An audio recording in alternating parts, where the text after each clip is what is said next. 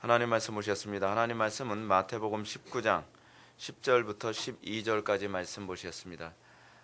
신약성경 제성경으로는 32페이지 마태복음 19장 10절부터 12절까지 말씀 찾으셨으면 제가 봉독하겠습니다. 제자들이 이르되 만일 사람이 아내에게 이같이 할진대 장가들지 않는 것이 좋겠나이다. 예수께서 이르시되 사람마다 이 말을 받지 못하고 오직 타고난 자라야 할 것이니라. 어머니 태로부터 된 고자도 있고 사람이 만든 고자도 있고 천국을 위하여 스스로 된 고자도 있도다. 이 말을 받을 만한 자는 받을지어다. 아멘.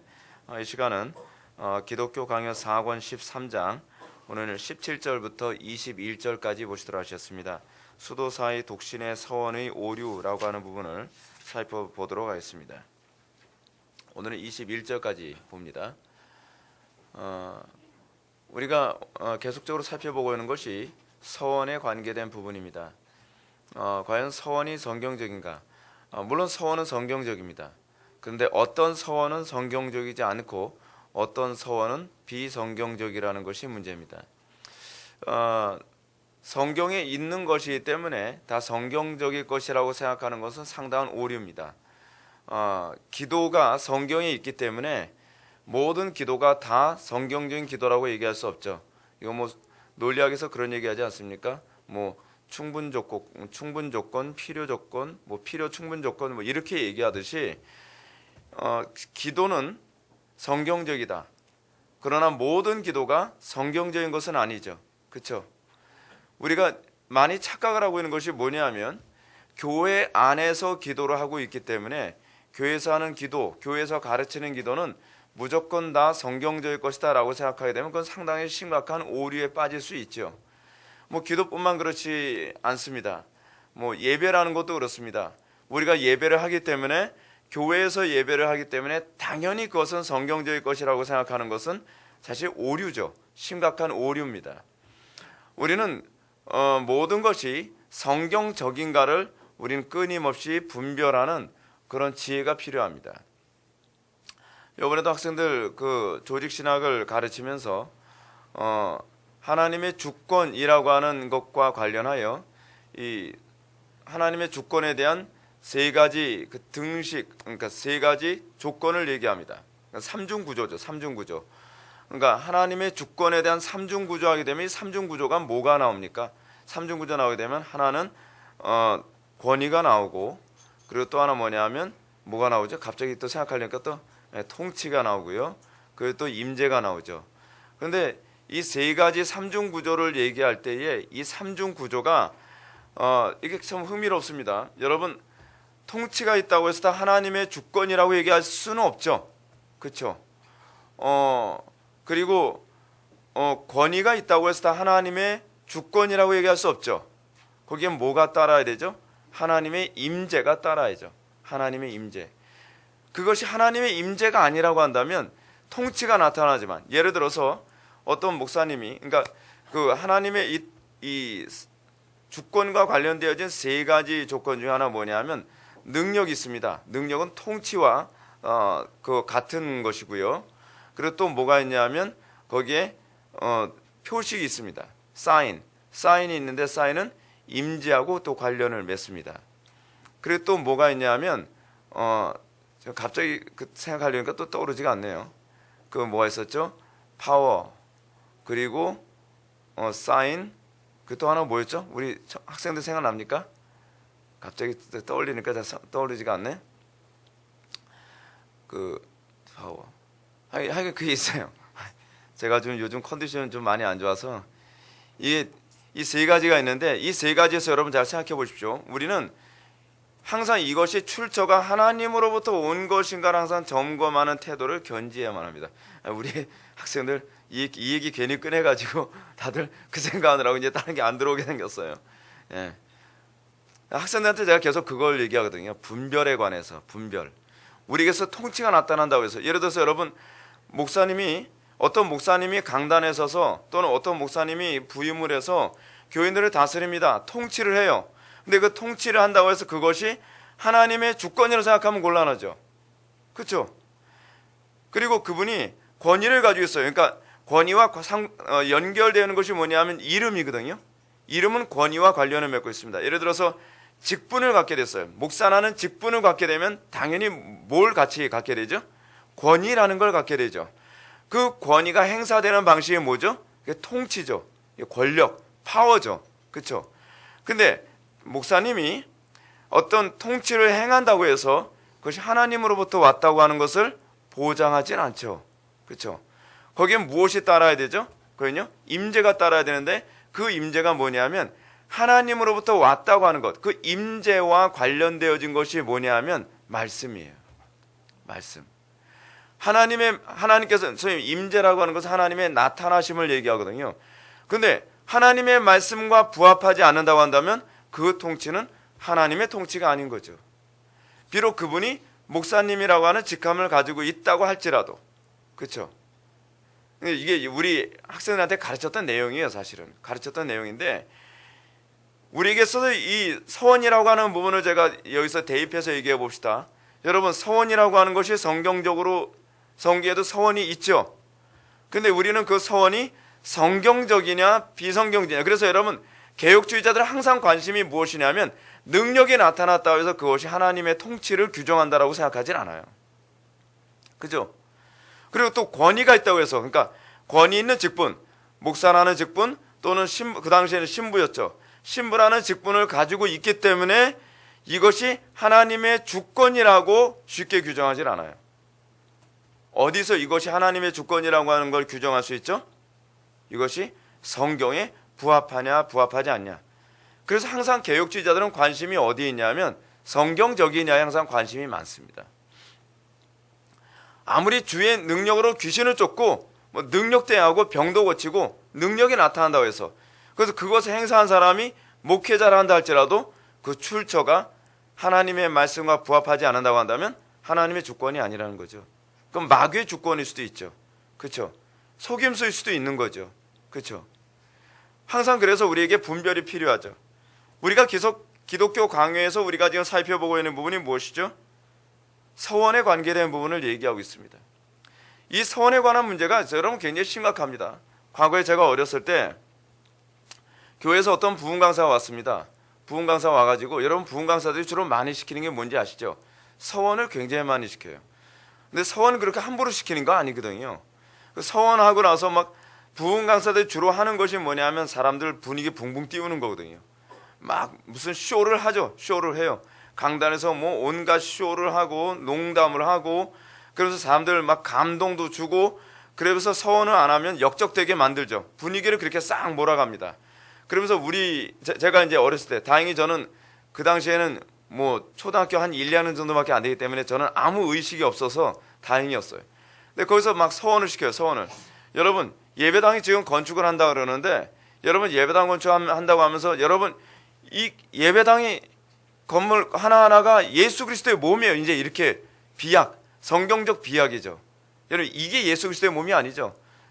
성경 가지고 이제 또 얘기를 합니다. 여러분, 성전이 예수 그리스도의 몸이라고 하지 않았습니까? 믿습니까? 그러면 아멘 해야죠. 어떻게 또 아멘 안 하면 또 닥달을 하는데, 아멘 안 하냐고 아멘 하라고 아멘 하라고 그러면 또 아멘 그런가 보다 하는 거예요.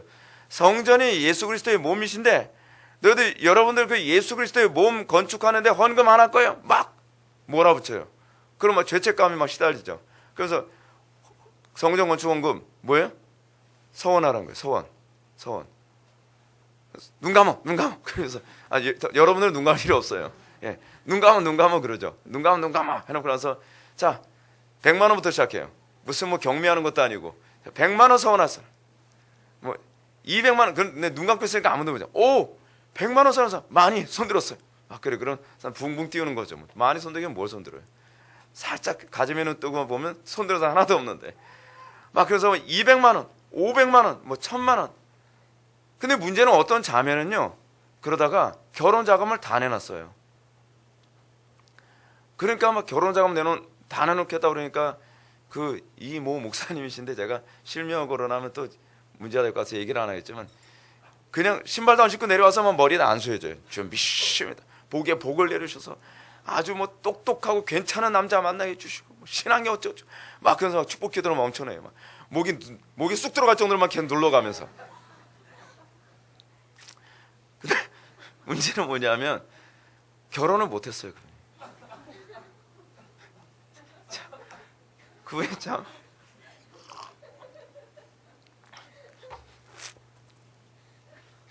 근데 사람들이 그렇게 서운하고 나서 집에 와서 집안 싸움이 나기 시작하는 거예요. 남편이 예수를 안 믿으니까 어디 예배당 가서 이상한 소리 듣고 와가지고 서운해가지고서 집안 재산 다 날린다고 그러지 않겠습니까? 빚져가면서 막 하나님께서 책임지신다고. 여러분 그거 아니거든요. 그거 아니에요. 근데 많은 사람들이 그런 식으로 얘기하고 나면 선을 한 걸 안 하게 되면 하나님께 어떻게 된다고 생각하죠? 천벌을 받는다고 생각하는 거예요. 천벌을. 서원을 안 하면 서원한 거를 예를 들어서 100만 원 서원했는데 옛날에 100만 원 굉장히 큰 돈이었거든요. 굉장히 큰 돈이었어요. 옛날에 그 당시에 저는 어렸을 때 부모님한테 돈 달라고 할 때 어디 10원만 그랬거든요. 한쪽 눈을 딱 가리면서 엄마 10원만 막 10원 하나만 있어도 막 눈깔 사탕 뭐 몇 개 사 먹고 뭐 그 당시에 그 세금을 낼 때 1원짜리로 세금을 내던 때였거든요. 근데 여러분 100만 원 이 헌금을 한다는 게 얼마나 큰 돈입니까? 막. 근데 이걸 헌금을 안 해서 사람들이 그러면 이제 미신이 거기에 항상 개입을 하죠. 그렇죠? 그러다가 사업을 하거나 뭐 해서 돈을 굴리다가 돈을 날리게 되면 뭐 때문에 그렇다고 생각을 해요? 아, 내가 그때 서원해야 되는 서원한 대로 내가 서원을 안 지켜서 그런가 보다. 근데 여러분 그거 아십니까? 그렇게 믿으면 그렇게 된다는 거예요. 믿음대로 돼요. 이 믿음대로 된다는 얘기는 여러분 오해하지 마십시오. 성령의 역사라는 것이 아니라 마귀의 장난이라는 거예요. 마귀가 그렇게 해서 이것이 하나의 교리화 되게 만들어요. 여러분 어느 시대든지 교회 안에 미신이 들어오게 되어진 이유 그리고 그 미신이 교회 안에 하나의 교리화 되어지는 방식 중에 하나가 뭐냐면 마귀가 그것대로 되게 만드는 거예요. 단편의 예를 들어서요. 어떤 분이 저한테 그럽니다. 목사님 가게 흐르는 저주 괜찮잖아요. 안 괜찮아요. 목사님 가게 흐르는 저주대로 되던데요. 되죠. 돼야 그것이 사람들이 믿죠. 사례가 몇 번 생겨야. 근데 다 되나요? 다 그런 건 아니에요. 근데 사람들의 심리가 이렇습니다. 어떤 사람이 되고 어떤 사람이 안 됐어도 된 사람만 몇 번 나타나면 이게 보편화돼서 하나의 교리화돼 버려요. 문제는 가게 흐르는 저주가 성경에 없다는 것이죠. 예를 들어서 또 관상기도 얘기해 볼까요? 여러분 관상기도 해서 응답받은 사람 있을까요? 없을까요? 있어요. 있기 때문에 이것이 권위 있게 먹히는 거예요. 제가 말씀드렸죠. 지금 권위를 얘기했죠. 제가. 그것이 뭐예요? 능력이 나타나죠. 출처가 이게 하나님으로부터 온 주권인가를 알려면 이것이 하나님의 임재인가 사단의 임재인가를 알아야 되겠죠. 그걸 아는 방법은 성경이에요. 성경. 근데 우리는 성경을 들추질 않아요. 그렇죠? 성경을 들추지 않고 뭐라 그러죠? 누구 보니까 됐더라. 누가 주기도문 300번만 해도 500번 가지도 않았는데도 뭐 응답되더라. 그렇죠? 그러면서 이것이 하나의 교리적 체계화되어지죠. 성경에 아무 근거가 없음에도 불구하고 그 사람들은 이렇게 해야 된다라고 생각해요. 그러면서 또 어떻게 해요? 그것이 성경에도 없는 사고방식 하나의 교리적 체계화돼서 교회 안에 근심 걱정하는 어떤 초신자 성도님이 걱정하면 어떻게 해요? 아유 이리 와봐. 그것도 권사님들이 그러면 또 권위가 있잖아요. 권사님이 그러시네 또 권위. 그렇죠? 근데 권사님의 그런 능력이 나타났네요. 그 신령해 보이잖아요. 그럼 또 뭐예요? 능력. 그러니까 통치가 나타나는 거죠. 그리고 또 하나의 조건은 뭐 있죠? 임재. 이것이 성경적이냐 아니냐라고 해야 되는데 사람들은 꼭 요건 빼요. 그렇죠? 통치와 권위만 있으면 이것이 성경적일 것이라고 도매급으로 믿어버리죠. 존 프레임이 그래서요. 이 신론을 얘기하면서 1장부터 3장까지 계속 삼중구조를 얘기합니다. 삼중구조를 얘기하면서 통치와 권위와 임재를 다양한 방식으로 표현하면서 이 분별할 수 있는 아주 중요한 어떤 프레임을 만들어줘요. 이름도 참 프레임이에요. 그 사람이 존 프레임이거든요. 이름도 프레임. 그래서 어찌나 프레임을 잘 만드는지 계속 프레임을 만들어요. 근데 여러분 이런 개념 안에서 우리가 철저해야 될 필요성이 있죠.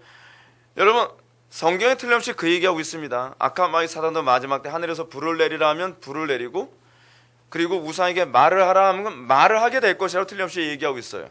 근데 그것을 하는 사람이 누구죠? 권위 있는 사람이 할 거예요. 교회에서 직분을 받은 사람이 그렇게 하겠죠. 그렇죠?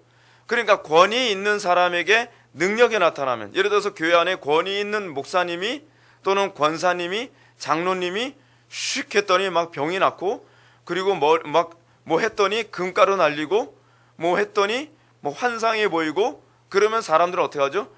목사님이 능력을 행했기 때문에 당연히 성경적인 것이라고 생각하죠. 거기서 다 속는 거예요. 그래서 프레임이 계속적으로 그 삼중 구조를 얘기하면서 속지 않도록 하죠.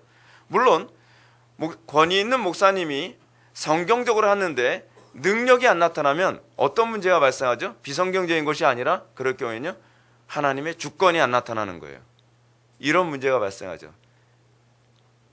여러분, 이것과 잘 관련해서 이제 오늘 하고자 하는 얘기로 들어갑시다. 수도사의 독신의 서원. 자, 문제가 뭐냐면 교황이 그 얘기를 했어요. 교황이 자, 서원을 해야 된다. 서원한 건 반드시 지켜야 된다. 그리고 누가 서원해야 된다? 신부들이, 여러분 그 신부 임직을 할 때에 신부들이 복종 서원하거든요. 신부들이 하는 게 세 가지가 있습니다. 하나는 뭐냐면 영구적으로 독신을 서원해야 되고요. 그리고 복종 서원을 해야 되고, 그 또한 뭐 하나의 서원이 있었죠? 청빙 서원을 합니다. 청빙 서원. 지키는지 모르겠어요. 네. 근데 이 세 가지를 서원하기 때문에 여러분, 신부들 임직식 할 때 그 추기경 앞에서 넙죽 엎드려가지고 이렇게 쫙 뻗어 있잖아요. 그게 이제 내가 당신에게 복종합니다라고 하는 그런 얘기거든요. 근데 그리스도께 복종이 아니라 윗사람에게 대한 복종이에요. 그래서 추기경이나 교황이 한 말에 대해서는 절대 복종이거든요. 자, 그런데 그런 권위 있는 신부 또는 추기경, 그렇지 않으면 교황이 종신, 독신이라고 하는 부분을 서약을 해야 된다라고 생각한다면 사람들은 대부분 속죠. 근데 여기서 이 사람들이 항상 뭘 사용하죠? 성경을 사용해요. 근데 그것이 거짓 임재죠. 이걸 조심해야 돼요. 근데 많은 사람들이 거기서 속는 것 중에 하나가 뭐냐면, 어떤 사람이 독신을 하면서 뭐가 나와요? 능력이 나타나거든요. 어떤 능력이요? 경건의 능력이 나타나는 것처럼 보여요. 여러분, 독신으로 살아가는 것이 굉장히 경건의 능력이 있어 보이지 않습니까? 다른 사람들은 다 결혼해서 사는데 이 사람들은 청빈하게 결혼해서 살면서 욕심도 안 부리고, 그리고 온전히 그리스도께만 집중해서 산다고 생각을 해보십시오. 그럼 거기에 뭐가 나타나죠? 파워가 나타나는 거죠. 통치. 그렇죠? 여러분이 삼중 구조는요, 모든 것에 다 연결되어집니다. 통치가 나타나는 것처럼 보이죠? 그리고 또 이 사람이 권위가 있으니까 당연히 독신 서원도 성경적일 거라고 생각을 해요. 그러면서 더 이상 그 성경적인 여부에 대해서 찾아보려 하지 않죠. 그래서 칼빈 같은 종교개혁자들은 그것이 성경적이지 않다는 것을 성경의 말씀을 근거로 하여 정확하게 이제 찾아내고, 그리고 그 임재가 거짓 임재라는 것을 사람들한테 설득해냅니다. 자, 한번 볼까요?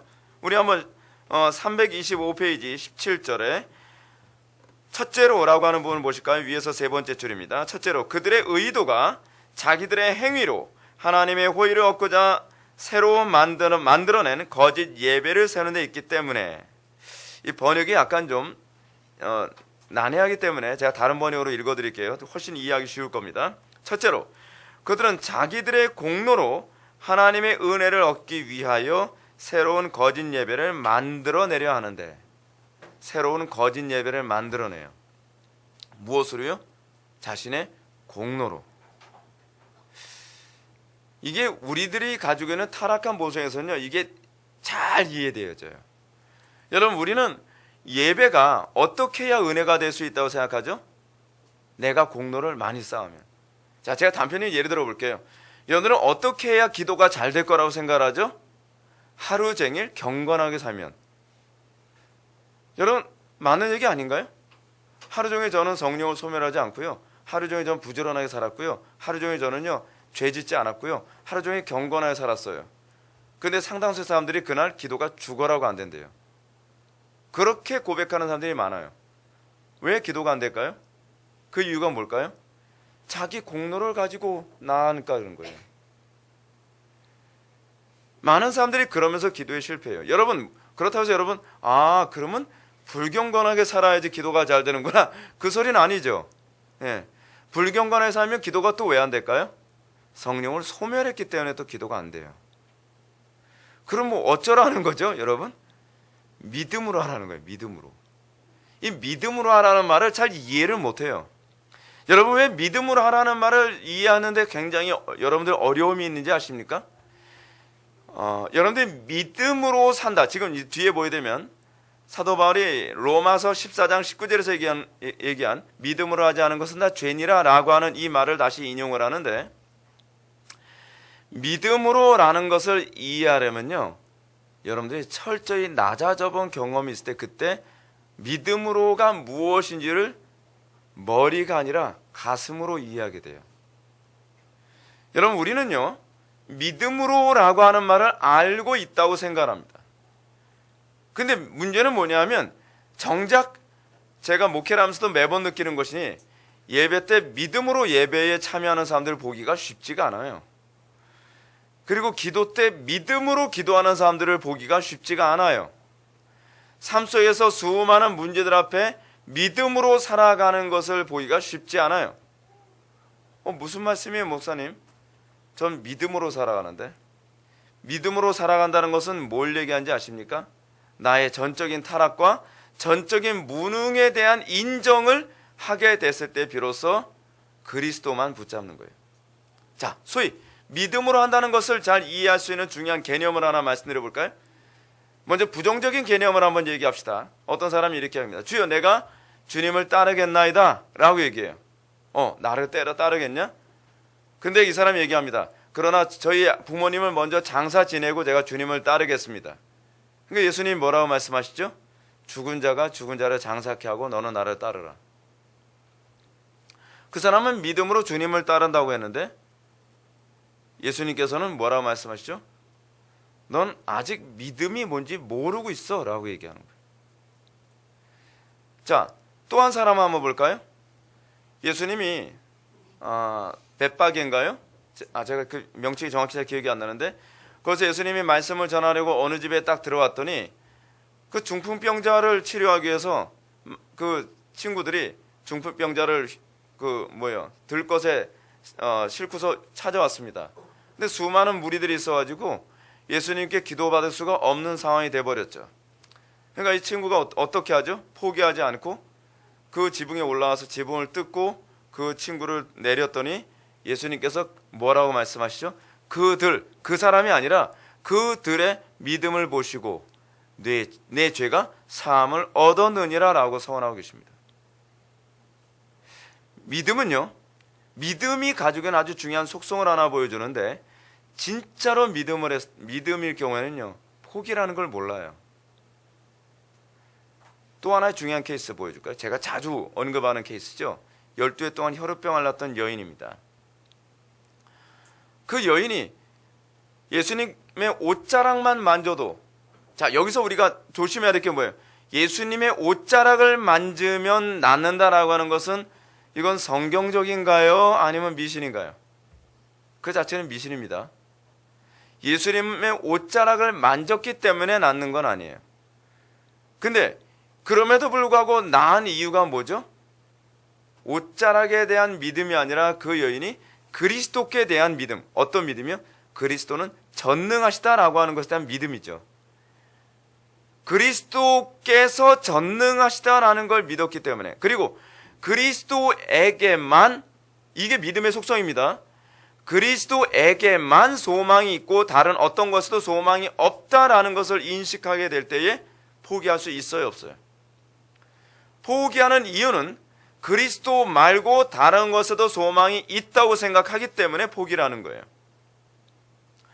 우리는 믿음으로만이라고 하는 이 개념, 자, 이 개념을 잘 이해하셔야만 합니다. 그래서 이 여인은 포기하지 않고 그리스도의 옷자락을 만짐으로 말미암아 치료함을 받죠. 자, 제가 아까 하던 얘기 다시 돌아갑시다. 여러분들이 믿음으로 기도한다는 것이 뭘 의미할까요? 많은 사람들이 하루를 경건하게 살고 나면 내 공로를 근거로 하여 내가 응답받을 수 있고, 내 공로를 근거로 하여 내가 기도를 잘 할 수 있을 것이라고 생각하는 것이 있을 때에 그것이 믿음이 아니라 뭐가 되죠? 행위가 되는 거죠. 문제는 겸손이에요. 겸손이란 무엇이냐면 나에게 아무런 소망이 없다는 것을 인지하는 것이고, 그리스도에게만 소망이 있다는 것을 인지하는 것이죠. 우리가 아버지 하나님께 기도로 나아갈 때는 나의 공로가 아니라 오로지 그리스도의 공로만을 붙들고서 기도할 때 기도가 될 수 있는 거예요. 그것이 그리스도인이 참되게 기도할 수 있는 첫 번째 시금석입니다. 두 번째 조건이 뭘까요? 그리스도에게만 소망이 있다는 인식, 또는 아버지를 만나는 것밖에는 소망이 없다는 인식이 있을 때 우리의 기도가 비로소 하나님께 상달되는 기도가 가능합니다. 자, 기도와 관련해서 또 다른 하나의 케이스를 제가 말씀드리겠습니다. 어떤 사람이 믿음으로 기도를 하게 됐습니다. 틀림없이 이 사람은 믿음으로 기도를 했습니다. 근데 기도가 안 돼요. 그런 케이스도 있어요. 기도가 안 되는 여러 가지 케이스가 있어요. 하나는 나의 공로를 의지해서 그럴 경우도 있고요. 하나는 내가 불경건하게 살아서 그럴 수도 있어요. 그리고 또 하나의 케이스가 있는데 그것이 뭐냐면 마치 이거와 같습니다. 열대 동안 혈압병 알렸더니 이거는 좀 제껴놓고 이번에는 거지 소경 바디메오로 얘기합시다. 거지 소경 바디메오가 다윗의 자손 예수여 나를 불쌍히 여기소서라고 긍휼을 구했을 때에 사람들이, 주변의 제자들이 다 뭐라 얘기합니까? 시끄러워, 조용해. 너 때문에 우리가 그리스도께 나아갈 수가 없잖아. 수많은 사람들이 바디메오가 소위 예수님께 긍휼을 받지 못하도록 막는 현상이 나타나죠. 여러분, 근데 그 막는 그 과정을 하나님께서 쓰신다는 거 아십니까? 이거에 좀 더 선명하게 잘 나타나는 케이스가 뭐죠? 가나안 여인이죠. 가나안 여인. 가나안 여인이 예수님께 찾아왔습니다. 예수님께 찾아와서 이렇게 얘기하죠. 다윗의 자손 예수여 나를 불쌍히 여기소서. 내 딸의 귀신 들려 당장 죽게 되었나이다. 예수님이 들은 척도 안 하시죠? 들은 척도 안 하십니다. 아무리 얘기해도 예수님은 반응을 하지 않습니다. 그것이 우리의 기도의 하나의 현상이에요. 때로는 하나님께서는 우리의 기도를 안 듣고 계시는 것처럼 하시죠. 왜 예수님께서는 그 여자의 기도를 안 듣고 계시는 것처럼 행동하셨을까요? 하도 이 여자가 난리를 치니까 제자들이 그럽니다. 주여, 저 여자가 예수님께 고쳐달라고, 자기 딸을 고쳐달라고 시끄럽게 떠드나이다.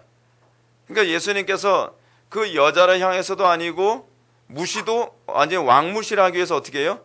제자들에게 얘기합니다. 그 여자에겐 눈길 하나 주지 않고서 자녀의 떡을 취하여 개에게 줌이 마땅치 아니하도다. 말 그대로 개 취급을 하는 거죠.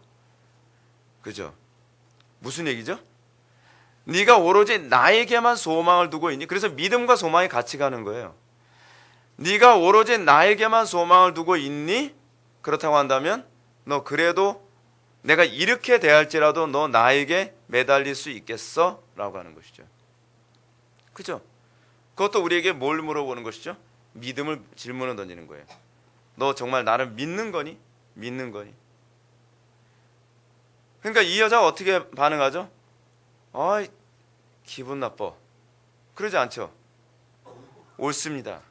개도 자녀의 밥상에 부스러기를 주워 먹나이다. 여러분, 이것과 관련되어진 아주 중요한 사건이 구약에 나타나죠. 뭐죠? 그 야곱의 그 씨름 사건입니다. 여러분, 천사가 왔을 때 이미 야곱에게 복을 줄 의향이 있었기 때문에 오지 않았을까요? 너무 분명하지 않습니까? 아니, 복을 줄 생각도 없는데 뭐하러 오겠습니까? 천사가요. 그렇잖아요. 근데 그 천사가 사실 하나님이시기도 하죠. 임재하신 거예요. 그것이 임재예요. 임재란 뭐냐면 하나님께서 나타나심이거든요. 그래서 그 유명한 그 정통주의자인데 그 사람은 그리스도의 임재라는 책을 사용하면서 임재 중에 어떤 한 가지 임재는 뭐냐면 말씀으로 나타남이거든요. 말씀으로 나타나심. 근데 하나님께서 천사처럼 나타나서 야곱하고 씨름을 하시죠. 씨름을 하시면서 어떻게 합니까? 환도뼈를 탈골시켜 가면서까지 너 나한테 복 받길 원해? 라고 질문을 던집니다. 이것이 오늘날 우리가 믿음으로 나아간다는 자들에게 던지시는 하나님의 질문이기도 해요. 그래서 기도가 힘들다는 거예요. 때로는 여러분들이 믿음으로 그리스도께 나아가는데 여러분들에게 장애가 되는 그 천사가 뭘까요? 감정 아닌가요? 낙심 아닌가요? 불평불만 아닌가요? 절망 아닌가요? 슬픔 아닌가요? 저 같은 경우에는 육신의 연약함이 굉장히 많이 개입을 해요. 복합적이죠. 복합적이에요. 육신의 연약함, 그리고 또 환경적 절망, 그리고 너무 오랜 세월 동안 어려움에 많이 처했기 때문에 그것에 길들여진 내 자신의 모습, 12동안 혈육병 앓았던 여인처럼. 근데 그 과정을 통해서 하나님께서 우리를 어떻게 하시죠? 그리스도만 붙잡지 않고선 견딜 수 없을 만큼 철저히 우리의 마음을 가난하게 만드시죠. 가난하게 만듦이 사실은 겸손과 관련을 맺고요. 그 겸손한 자만이 그리스도를 붙잡는 법을 배우는 것입니다. 그것이 믿음입니다. 믿음은 머리로 하는 것이 아니에요. 믿음은요, 관계 안에서 알게 돼요. 관계 안에서 철저히 낮아지고 철저히 바닥을 쳤을 때 비로소 야곱처럼 고백하죠. 내가 죄인이고요. 내가 무능합니다. 난 당신 없으면 내가 살 수 없습니다. 당신이 나에게 복을 주시지 아니하면 내가 당신을 놔줄 수 없습니다. 한쪽 다리는 이 탈골돼서 그냥 건덩건덩 매달려 있는 상태에서 붙들고 있는 거예요. 어떻습니까? 기도가 쉽습니까? 어렵죠. 전 지금도 어려워요. 전 개인적으로 그래요. 기도만 빼면 목회할 만할 것 같아요. 기도 안 하고서 목회가 가능하다면 야, 정말 저는 우리 애들한테 목회해, 이런 얘기도 할 수 있지 않을까 싶어요. 공부하는 거 재밌잖아요. 공부하는 건 어느 정도 재밌어요. 왜냐하면 지적인 즐거움이 있거든요. 그렇잖아요. 그리고 타고난 리더십이라든지 타고난 언변력 있으면요, 여러분 목회하는 거 할만해요. 근데 문제는 뭐냐 하면 기도 안 하면 하나님의 신에 붙잡히질 않으니까 엉뚱한 짓 하고 돌아다닌단 말이에요. 그래서 저는 기도하지 않는 사람을 믿질 않아요. 기도하지 않는 사람의 신앙을 믿질 않아요. 아무리 그가 말을 잘한다 할지라도, 아무리 그가 탁월한 설교자라 한다 할지라도 기도하지 않는 자의 설교는 저는 믿질 않아요. 기도라는 게 근데 그만큼 어려운 거기 때문에 다들 꺼려하죠. 꺼려합니다. 하던 얘기 다시 돌아갑시다. 첫째로 그들은 자기들의 공로로 하나님의 은혜를 얻기 위해서 새로운 거짓 예배를 만들어내려 합니다. 예배는 믿음으로 하는 것인데 우리는 자꾸 내가 공로를 통해서 어떤 예배가 만들어질 수 있을 거라고 생각을 해요. 바꿔서 얘기합시다. 하나님의 임재를 우리가 조장해낼 수 있을 거라고 생각을 하죠. 오늘날 개혁교회를 대표해서 상당수의 교회들이 가지고 있는 그 로마 가톨릭도 별반 차이가 없습니다. 여러분 교회 안에서 여러분 교회의 타락의 가장 심각한 문제가 뭔지 아십니까? 예나 지금이나 임재를 조작해내려고 한다는 사실이에요. 여러분 로마 가톨릭은 임재를 무엇으로 조작을 했죠? 음악과 건물이죠. 그리고 신부들의 옷차림도 거의 한 몫을 하죠. 그래서 로마 가톨릭 신부들은요, 지금도 신부들 목소리는 거의 다 통일됐습니다. 성부와 성자와 성령의 이름으로 이런 식으로 발성법을 배워서 모든 신부들이 성례를 집례할 때의 목소리를 다 이렇게 제가 내는 것과 같은 비슷한 목소리로 통일을 시켜요. 왜 그럴까요? 그렇게 해야 뭔가 신이 임재해 계신 것 같으니까. 또 성가대를 배치해 놓죠. 우리 교회에서 성가대를 안 만드는 이유가 그거 아닙니까? 저는 음악 되게 좋아하거든요. 그래서 저는 그 최근에도 제가 좋아하는 성가곡이 하나 있는데, 그 제가 고등학교 때 그 성가대에서 불렀던 곡입니다. 이 세상 나그네 길을, 제가 그때 베이스였었거든요. 지나는 순례자. 그때마다 또 옛날 생각만 나요. 근데 안 해요. 제가 안 하는 이유가 뭐냐면 임재를 조장해내는 것이 되기 때문에 그래요. 음악만큼 하나님의 임재를 조장해내는데 아주 걸출한 게 없거든요. 여러분, 로마 가톨릭은 그래서 성가대를 어디에 배치해 놓죠? 앞쪽에 배치해 놓지 않고 그 중 2층에 배치해 놓습니다. 우리가 대부분 교회에서, 그 큰 교회에서 보게 되면은 중 2층이 있잖아요. 중 2층은 대부분 성가대석이에요. 로마 가톨릭에서는. 그리고 천정을 높이 해서 성가대가 화음을, 특히 이제 그레고리안 성가로 막 미성 같은 목소리로 소리를 쫙 내게 되면 마치 하나님이 임재하신 것 같은 거죠. 왜냐하면 사람들은 신의 임재를 느끼길 원하거든요. 근데 그 신의 임재를 자꾸 조장해내죠. 조장해내요.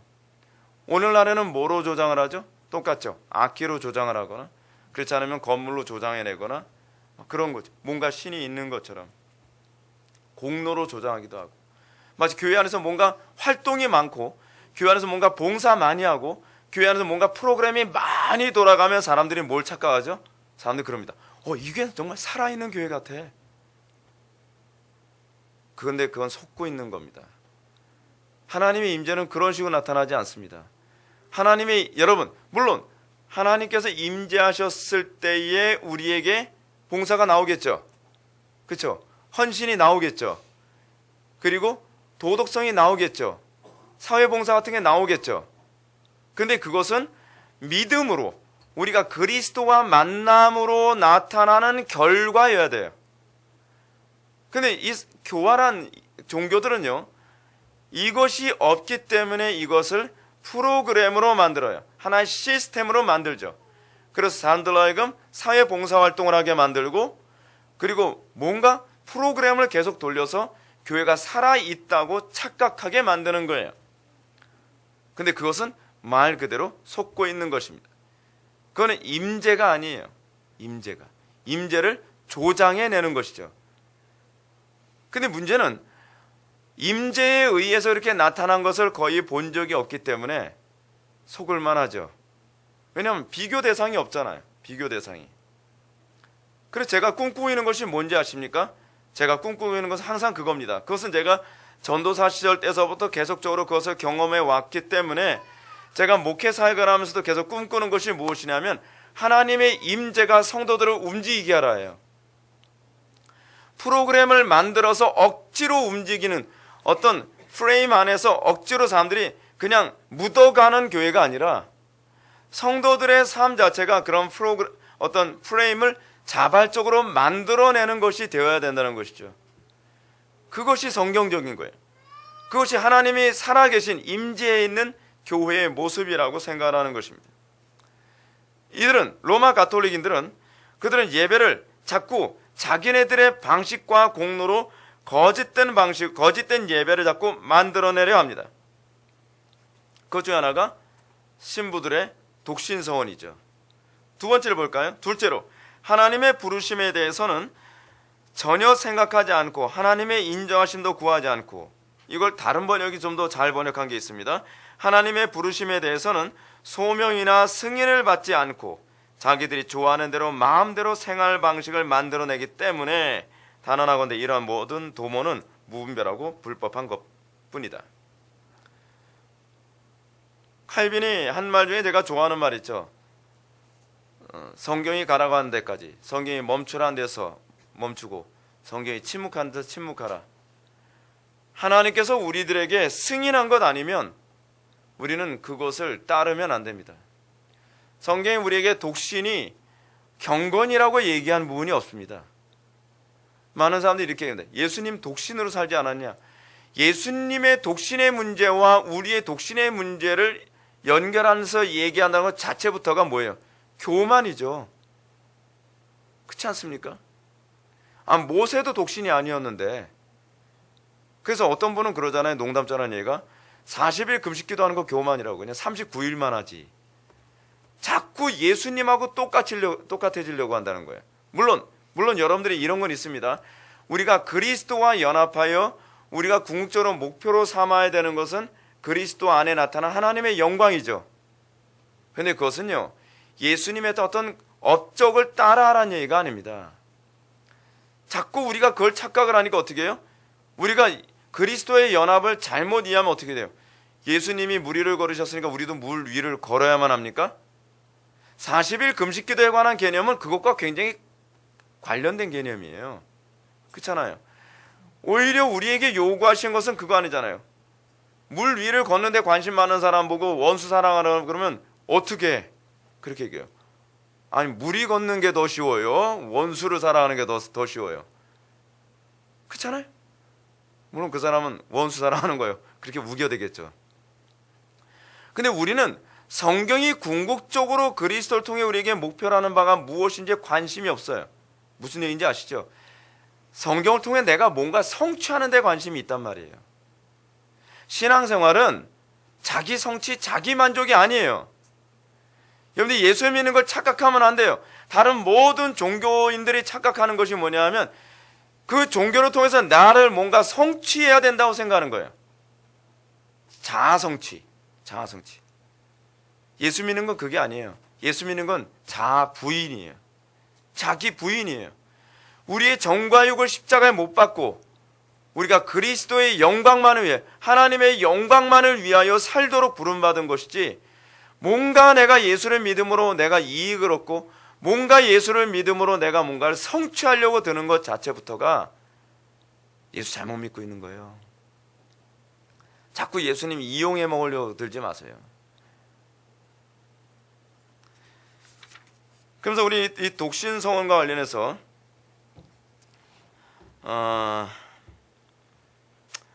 우리 18절로 넘어갑시다. 디모데전서 5장의 과부들의 경우, 이 사람들이 이제 디모데전서 15장, 아니 디모데전서 5장이에요. 15장 없어요. 디모데전서 5장 얘기 가지고 우겨댑니다. 뭐라고 우겨대냐면, 그러나 그들은 여전히 고집을 부리면서 사도 시대에도 그런 서원이 관례적으로 행해졌다고 우긴다. 이게 더 표현 적절한 번역이겠죠. 그냥 우긴다. 왜냐하면 여러분 디모데전서 5장을 가야 되면 디모데전서 5장에 나오는 얘기가 무엇인가 한번 볼까요?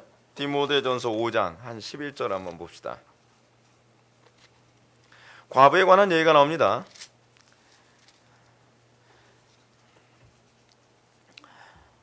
5장 9절부터 한번 보게 되면요, 과부로 명부에 올릴 자는 나이가 60이 덜 되지 아니하고, 이 부분이 먼저 염두에 둬야 돼요. 60이 덜 되지 아니하고 한 남편이 아내였던 자로서 선한 행실의 증거가 있어 혹은 자녀를 양육하며 혹은 나그네를 대접하며 혹은 성도들의 발을 씻으며 혹은 환난당한 자를 구제하며 혹은 모든 선한 일을 행한 자라 할 것이요, 젊은 과부는 올리지 말지니 이는 정욕으로 그리스도를 배반할 때 시집가고자 함이니 라고 얘기해요. 그러면서 12절, 처음 믿음을 저버렸으므로 정죄를 받느니라. 요 부분만 가지고 얘기합니다. 처음 믿음을 저버렸으므로 정죄를 받는다.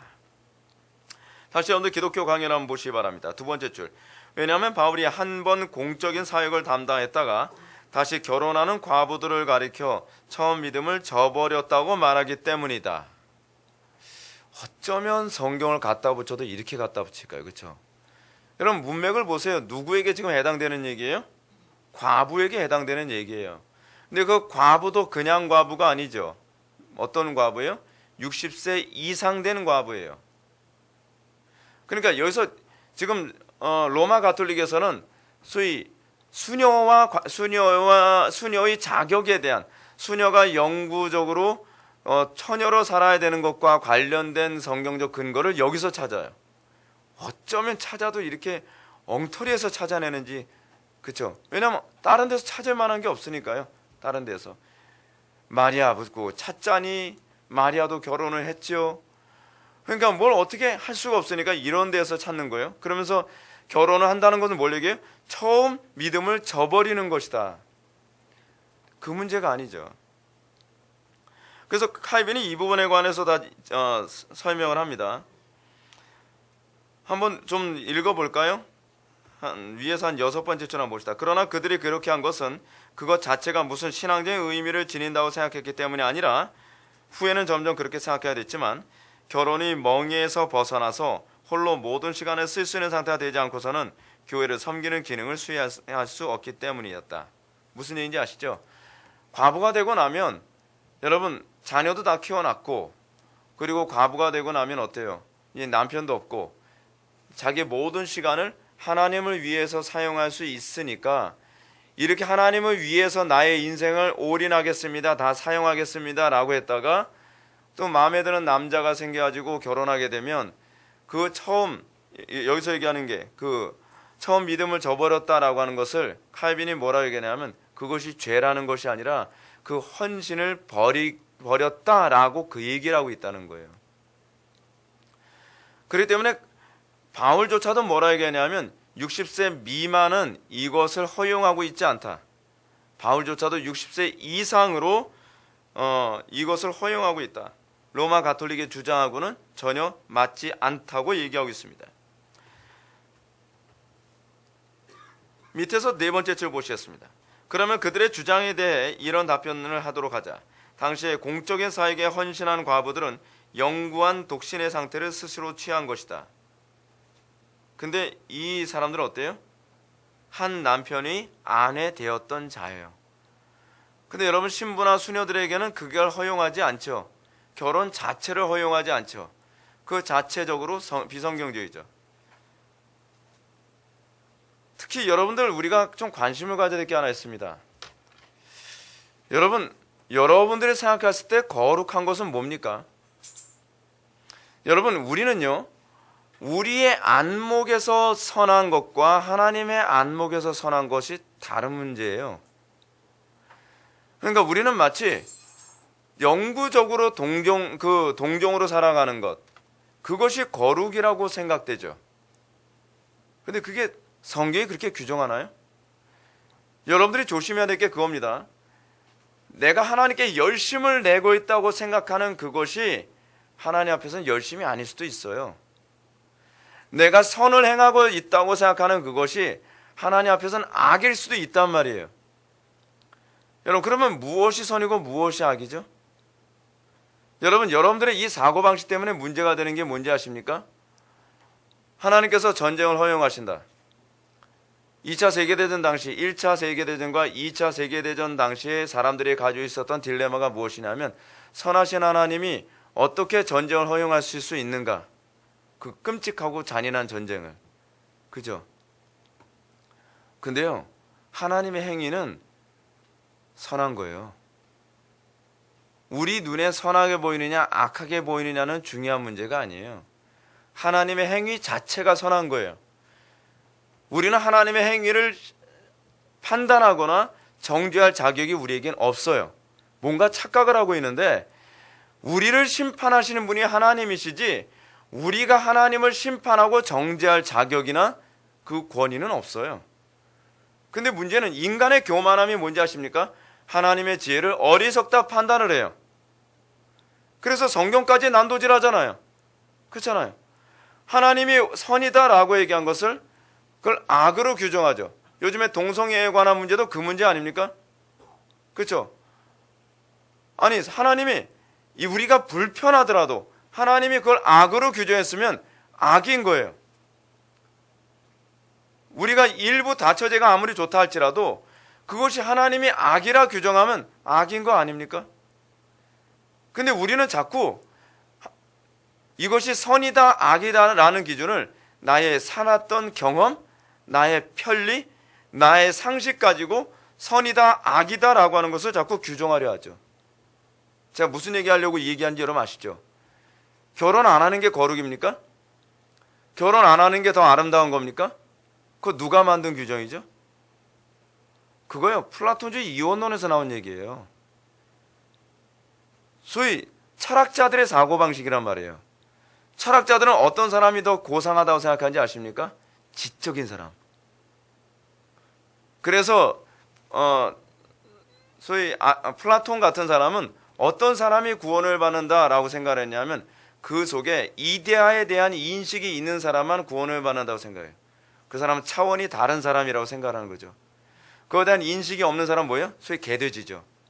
예, 짐승 같은 인간인 거죠. 짐승 같은 인간, 물질적인 인간.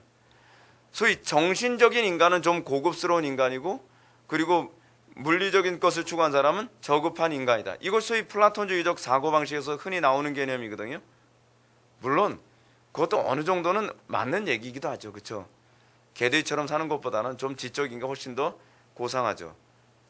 그런데 여러분, 결혼을 안 하고 사는 것이 결혼을 하고 하면서 사는 것보다 더 고상하고 거룩하다라고 하는 그 개념은 철학에서 나온 개념이지 성경에 나온 얘기하는 개념이 아니에요. 근데 문제는 그것이 교회 안에도 그대로 들어오죠. 그래서 신부가 결혼을 안 하면 그 가톨릭 신부들이, 가톨릭 신자들을 만나면 그러지 않습니까? 우리 신부님은 결혼 안 하셔요. 우리 수녀님도 결혼 안 하셔요. 그럼 우리 뭐라고 대답하라 그랬죠? 그래서 뭐 어쩌라고? 그게 뭐가 거룩해요? 그게 거룩하다라고 하는 논리적 근거 있나요? 그럼 또 이렇게 한번 대답해 보세요. 그러면 독신으로 사는 게 더 힘들까? 애 선원 낳고서 키우는 것, 말썽꾸러기들, 개구장이들 키우면서 사람 만드는 게 더 힘들까? 뻔하잖아요. 다 사람이 만들어낸 선이죠. 사람이 선과 악을 규정하게 만들어서는 안 됩니다. 하나님께서 남자와 여자를 창조하시고, 그리고 남자와 여자가 한 몸을 이루는 것을 하나님께서 보기에 심히 좋았다라고 얘기한다면 그게 선이에요. 근데 소위 독신규례라는 걸 만들어서 그것을 더 선하다라고 규정한다는 것 자체부터가 악한 거 아닙니까? 여러분, 우리가 속으면 안 돼요. 눈에 보기에 아름답기 때문에 그것이 아름다운 게 아니에요. 그러니까 여러분, 가톨릭의 특징이 뭐죠? 가톨릭은 자꾸 뭐 이렇게 아름답게 보이려고 외적으로 자꾸 치장을 하죠. 신부들이 로만 칼라 같은 거 하고 뭐 굉장히 추기경 정도만 되면은 막 머리에 왕관, 자기 머리보다 한 두세 배 정도 큰 거 관 쓰고 다니잖아요. 교황이 왜 큰 관 쓰고 다니는지 제가 말씀드렸죠. 왜 쓰고 다닌다고 그랬습니까? 고개 숙이지 않으려고. 예, 고개 숙이면 떨어지잖아요. 그러니까 왕들 만나도 고개 안 숙이기 위해서 이걸 명분을 딱 만든 거예요. 여러분, 얼마나 교활합니까? 외적인 아름다움으로 그 속에 뭐예요? 썩은 냄새가 풀풀 나는 이 지체가 가득한 이 무덤과 같은 존재들이죠. 회칠한 무덤과 같은 존재들. 근데 그게 이쁘다고 천주교 신부들을 또 따라서 하는 그 사람들은 또 뭡니까? 신부처럼 보이고 싶어서 로만 칼라 하고 다니고, 추기경처럼 보이고 싶어서 붉은색 로만 칼라를 하고 싶어서 안달이 내는 그 모양 도대체 뭔가요, 도대체? 그래서 이 스피릿이 없어지면 그래요. 정신이 없어지면, 복음의 정신이 없어지면 다시 중세시대로 돌아가는 겁니다. 외형으로 그 아름다움을 자꾸 덕칠을 하려고 하는 거죠.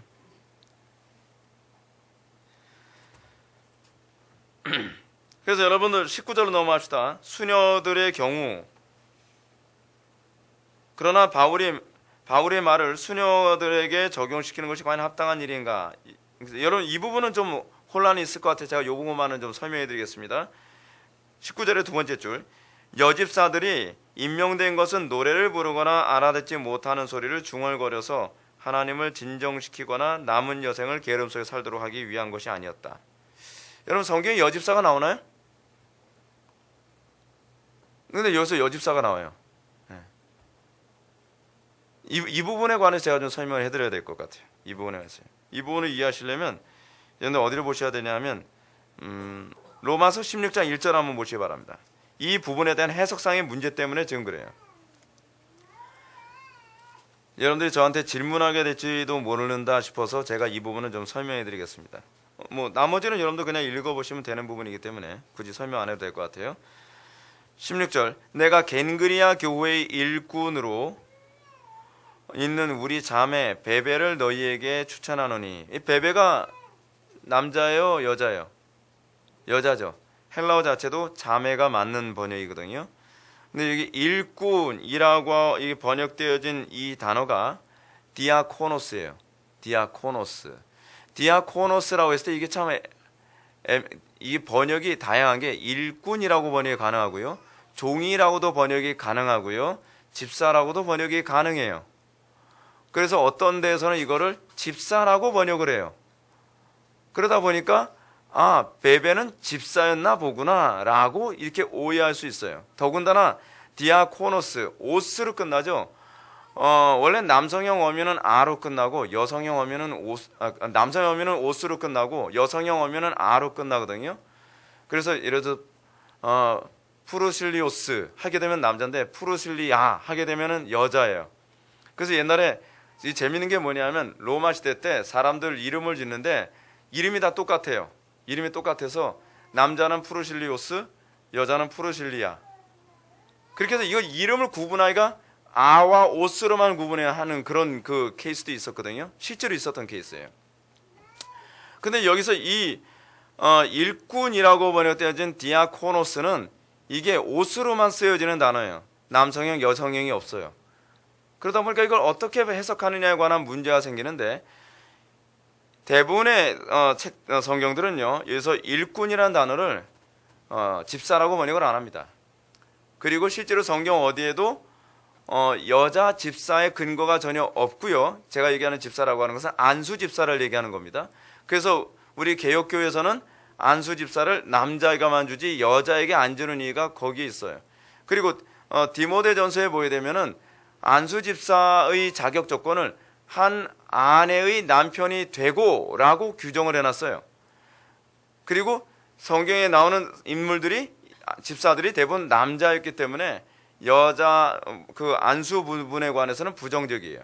그리고 또 사도 바울이 디모데에게 얘기한 것처럼 여자들은 교회에서 잠잠하고 남편에게 의문이 있으면 남편에게 물어보라 라고 함으로써 여자에게 집사 직분을 준 흔적이 전혀 없어요. 그렇다고 봤을 때 여기서 일꾼이라고 번역된 디아코노스를 집사라고 번역하기보다는 이걸 일꾼으로 번역하는 것이 옳다라고 이렇게 봐야만 합니다. 그래서 칼빈이 여집사들이라고 하는 부분은 그것과 관련해서 이해를 해야 될 것 같아요. 아무래도 그 당시에 여집사들과에 관한 개념이 있었던 것 같은데 그래서 그것을 염두에 두고 수녀의 개념이 거기서 나왔다고 보는 거예요. 그러니까 로마 가톨릭에서의 수녀는 우리 기독교 쪽으로 따지면 여집사에 관한 개념인 거죠. 예. 그래서 여러분 천주교는 집사가 없잖아요. 그렇죠? 그런 개념으로 이해를 하시면 될 것 같습니다. 마지막으로 여러분 20절 보고서 마치겠습니다. 20절과 21절. 부당한 서원을 했을 경우의 처신. 여러분 그러면 부당한 서원, 해서는 안 되는 서원을 했을 경우 어떻게 할까요? 수녀로 서원까지 했는데 서원은 누구한테 한 거예요? 하나님께 한 거죠. 근데 서원을 했는데 여러분 서원 안 지키면 어떻게 되나요? 여러분들 서원하시면서 세례받지 않습니까? 근데 참 사람들이 이상하죠. 진짜 하나님께 하는 서원에 대해서는 진지하지가 않아요. 여러분 세례받을 때 서원하고 세례받습니다. 기억이 나시나요? 기억이 나셔야 돼요, 여러분. 우리 하나님께 서원하고 세례받는 거예요. 그러니까 서원한 거 지켜야 돼요? 안 지켜도 돼요? 안 지키면 큰일 나는 거예요. 그리고 이제 아이들 뭐죠? 유아 세례 받고 나서 입교식 할 때 애들 다 뭐하죠? 그 서원하고 이제 입교식을 하죠. 그리고 우리 교회도 여러분 등록할 때 뭐하죠? 서약식 하면서 서원하고 등록을 하죠. 그거 하나님 앞에 한 거예요. 목사 앞에서 한 거 아닙니다. 지켜야 돼요? 안 지켜야 돼요? 그건 지켜야 돼요. 근데 지켜야 될 이유가 뭐냐면 성경적으로 부합하기 때문이에요. 자, 근데 그러면 성경적이지 않은 서원을 했을 경우에는 어떻게 해야 되나요? 지켜야 될까요? 안 지켜도 될까요?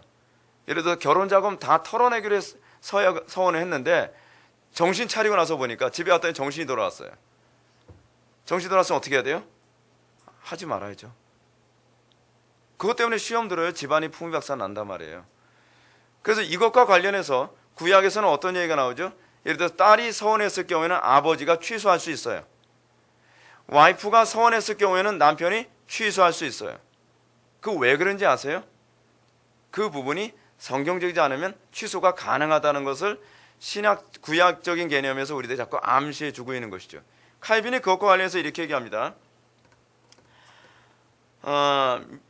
329페이지 밑에서 두 번째 들, 특히 우리의 행위들은 그것들이 하나님을 기쁘시게 하고 또한 그것들이 그를 기쁘시게 한다는 양심의 증거가 있을 때만 비로소 올바른 것이다.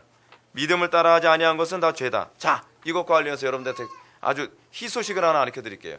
어떤 사람이 이런 얘기를 합니다. 목사님, 제가요 철없을 때 중학교 때 어느 부흥 강사가 너희들 목사 될 사람 손들어 서원해, 또 선교사로 갈 사람 손들어 서원해, 그런 사람들이 많이 있잖아요. 그리고 또 여러분, 제가 옛날에 그런 적이 있었어요. 아마 여러분들 마음이 놓일 만한 부분인데, 제가 온누리교회 제가 갔는데 온누리교회에서 막 경배와 찬양하면서 막 분위기, 그때 제가 20대 한 중반 정도 됐을 때였거든요. 분위기 막 뛰어요. 그러면서 그 목사 있잖아요. 오늘 하나님께서 여러분들에게 서원을 요구하고 계십니다. 여러분 오늘 이 시간 선교사로 갈 사람들 일어나서 서원하십시오.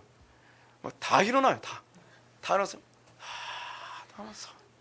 자, 안 일어났어요. 네. 저는 마음이 없었거든요. 저는 선교사로 갈 마음이. 그래서 제가 딱 둘러봤어요. 얘네들 뒷감당 어떻게 하려고 그럴까? 엄청나게 많은 애들이 거기서요, 감동적인 멘트, 막 음악 장난 아니잖아요. 음악으로 막 심장을 다 울려놓고 나니까 애들이 눈물 닦으면서 다 일어나서 나는 남아프리카, 나는 북아프리카, 뭐 그런 식으로 막 서원을 막 하는 거예요. 여러분, 서원은 그렇게 하는 게 아니에요. 감정적으로 하는 게 아니에요. 믿음으로 하는 거예요.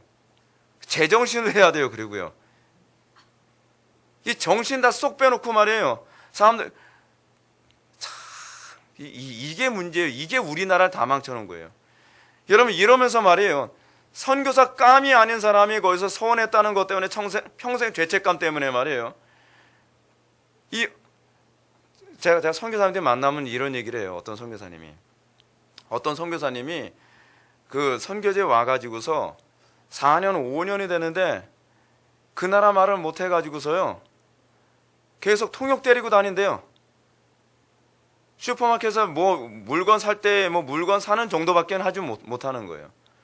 그러니까 저하고 친한 선교사님 뭐라고 얘기하냐면, 아니 이 나라에 와서 선교한다는 양반이 그 나라 언어를 몇 년이 돼도 못 배우지 못할 것이면 뭐하러 왔냐는 거예요. 맨날 통역하는 사람 데리고 다니고 말이에요. 좋다 이거예요. 더 심각한 건, 그런 식으로 서원해놓고 나서 외국에 나와가지고 서원해가지고서요, 선교사 가지고서 호의호식 누리는 사람이 있어요. 선진국 같은 데 가야 되면 호의호식 못 누리겠지만 후진국가 가야 되면요, 한국에서 보내주는 선교비만 가지고서도요 하인 두고서 생활하는 사람들도 있어요. 그렇게 서원시키면 안 되는 거예요. 또 심각한 문제가 있죠. 목회자로서의 감이 아닌데, 목회자 감이 아닌 사람이 서원을 했다는 것 때문에 이 죄책감 때문에 내가 하는 것마다 다 안 되고 맨날 문제만 생기고, 사업을 하면 사업 하는 대로 거덜나고, 그러면 자꾸 이런 생각이 나는 거죠. 아, 내가 그때 중학교 때 서원했는데 서원 안 해서 나 지금 이렇게 되나 보다. 여러분, 그게 아니에요. 여러분, 착각하지 마세요. 오히려 그 사람 그렇게 해서 목회를 해가지고 오히려 더 심각해지는 경우가 얼마나 많은지 몰라요. 양들 수도 없이 죽이는 경우가 얼마나 많은지 모릅니다. 그런 거로부터 자유로워지시기 바랍니다. 예. 방송을 듣는 분들 자유로워지시기 바랍니다. 예. 칼빈도 이제 그 얘기를 하고 있어요. 여러분, 칼빈도요. 이건요, 그를 기쁘시게 한다는 양심의 증거가 있을 때, 나는 원치 않은데 어느 날 또 이런 경우가 있잖아요. 야, 참 묘하죠. 중학교 때 서원한 것 때문에 가뜩이나 마음에 찔리는데 어느 날 은사주의 앞에 갔습니다. 기도받으러 갔어요. 기도받으러 딱 갔는데 사명자구만. 목사 한수 서원했지? 하나님께서 들으셨어. 해야 돼. 그러면 또 해야 된다 생각하는 거예요. 난 할 마음 전혀 없었는데. 신경 쓸 필요 없어요, 여러분. 그건 무당이에요. 예. 그런 식으로 하니까 사람들이 가가지고서 목회자로서의 자격이 없는 사람이 영혼들 다 죽이고 자기도 죽고 자기 가정도 죽고 아이들까지 다 죽여버려요. 믿음을 따라 하지 않은 것은요 다 죄입니다. 믿음을 따라서 했다는 것은 무슨 얘기일까요? 성령의 강권하심이에요. 여러분, 자네 그 길을 가려는가 세워서부터 시작해서 여러분 목회자의 길을 걷겠다고 고민하는 사람들에 대한 가이드북을 보면 대부분 다 뭐라고 얘기하면 이런 얘기합니다. 하나님께서 그 길을 가게 한다고 했을 때 안 갈 수 있는 한 계속 안 가기 위해서 거부해 보라고 얘기해요. 전요 사실 죽어도 안 가려고 그랬어요, 이 길이요. 우리 집이 4대째 예수 믿으면서 제가 우리 주변에 참 저희 집안은 재밌는 게요. 저희 집이 4대째 예수 믿으니까 다 목사님이고 장로님이고 다 권사님이에요. 그 종친을 하게 되면 저희들은 예배를 해요. 종친을 하게 되면 대부분 제사하잖아요. 근데 우리 집안은 다 예수 믿는 사람들이다 보니까 종친이 한다 그러면 자, 김 목사님 나와서 설교해 주시고요. 그 김 장로님 나와서 기도해 주시고 그 김 권사님 나와서 뭐 헌금 바구니 돌리겠습니다. 뭐 이런 분위기예요. 저희 그 분위기는요. 근데 그러면서 목회하면서 고생하시는 분들 너무 많이 봐서 저는 목회 안 하려고 했거든요. 근데 하나님께서 막 죽일 것처럼 뭐라 하시는 바람에 아, 죽기 전에 해야 되겠다. 그래서 사실은 마지못해서 왔거든요. 근데 하나님께서 강권하고 그리고 그 마음속에 아, 내가 이 소명이 있는 게 분명하다. 그리고 복음을 증거하지 않으면 견딜 수가 없는 그런 마음. 저 같은 경우에 그런 마음이 있거든요. 그 제가 목회하면서도 매번 느끼는 게 난 목사 안 하고선 못 살 것 같다. 그런 생각이 많이 들어요. 그냥 복음 증거하지 않으면 못 견딜 것 같아요. 근데 그렇게 됐을 때라야만 여러분 목회자를 해야지. 설교하는 게 부담이면 어떻게 목회를 하겠냔 말이에요. 그렇잖아요. 그런 분들이 많아요. 어떤 분은 설교만 하려고 강단에 서면 머리가 백지가 된대요. 설교만 하려고 강단에 서면 심장이 뛰어가지고 숨을 못 쉬겠대요. 과연 소명이 있을까? 과연 부름받았을까? 고민을 해야 될 필요성이 있다고 생각합니다. 그래서 칼빈은 이렇게 얘기합니다. 여러분 330페이지 20절 마지막 패러그래프 위에서 두 번째 줄 보시기 바랍니다. 곧 순전한 셈에서 흘러나오고 또한 정당한 목적을 향하여 나아가는 것이 아닌 모든 행위들은 하나님께서 거부하시며 그런 행위를 시작하는 일도 금하시지만 또한 그런 행위를 계속하시는 일도 금하신다는 사실이다. 그러므로 오류와 미신의 자세로 행한 서원들은 하나님 앞에서 가치가 없는 것이며 따라서 반드시 버려야 하는 것이다. 여러분들이 어떤 서원을 했을 때에 그것이 오류와 미신의 자세로 한 서원이라면 가차없이 중단하셔야만 합니다. 지금 하고 있는 중이라면 중단하셔야 돼요. 그리고 그것을 하려고 한다면 하지 마십시오. 어차피 우리의 인생은요, 하나님께서 함께하지 아니하시면 아무것도 할 수가 없어요. 내가 만약에 하나님의 목회 사역자로 부름받은 것이라고 한다면 하나님께서 함께 하실 것입니다. 제가 한 가지 간증 하나만 하고 제가 마칠게요. 제가 전도사 사역을 했을 때 가장 첫 번째 했던 사역지가 있었습니다. 서울에서 사역을 했었어요. 서울에서 사역을 하는데 그때 철이 없고 열정만 가득해가지고 저는 그런 생각을 했습니다. 제가 청년부 회장 하면서 너무 그 사역을 다이나믹하게 했기 때문에 제가 가면 다 되는 줄 알았어요. 그래서 저는 어디 가든지 부흥이 다 일어난다고 생각을 했어요. 철이 없어서 그래요. 근데 어느 날 어떤 목사님이 저보고 그 신학 초년생인데 전도사 사역으로 오라는 거예요. 뭐 물어보지도 않았어요. 하나님께 뭘 물어봐요. 당연히 대학 가면 부흥인데 뭐 오케이 가겠다 그랬어요. 죽을 인연들을 썼어요. 거기서요. 아주 죽을 푹 썼어요. 하도 사역이 안 돼가지고 이상하다. 안 돼도 이렇게 안 될까? 하나님께서 허락하셔서 하나님께서 보내신 곳을 가게 되면 하나님께서 모든 것을 착착착 이끌어 가시는 게 그냥 눈에 보여요. 주변 사람들이 제가 하는 것을 보면서 하나님의 신이 함께하는 걸 다 보인다고 하는데 거기 가서는요 하나도 되는 일이 없는 거예요. 그래서 제가 거기 가자마자 6개월 만에 사임했어요. 하나님 앞에서 제가 회개하고 하나님 잘못했습니다. 제가 교만했습니다. 그리고 그 이후서부터는 제가 부교육자 생활하는데 철저하게 결정했어요. 어느 정도로 했냐면 아무리 제가 6개월을 놀고 1년을 놀아도 하나님께서 보내시는 곳이다라고 하는 확신이 없으면 절대로 움직이질 않았어요. 절대로요. 근데 확신이 주셔서 가는 곳마다 교회 같지 않은 곳만 골라서 보내신지 그것도 미치겠더라고요. 근데 가는 곳마다 퍼펙트하게 역사하시는 거예요. 함께 하시는 증거가 나타나는 거예요. 여러분, 하나님의 사역은요, 하나님이 하시는 것이지 우리가 하는 게 아닙니다. 내가 날마다 하나님께 붙잡히기 원한다고 한다면 내가 가는 길에 하나님이 따라오시길 바라지 마십시오. 하나님이 가시는 길에 내가 동행하길 바라야만 합니다. 물론 그 길은 십자가를 지는 길입니다. 영광의 길은 아닙니다.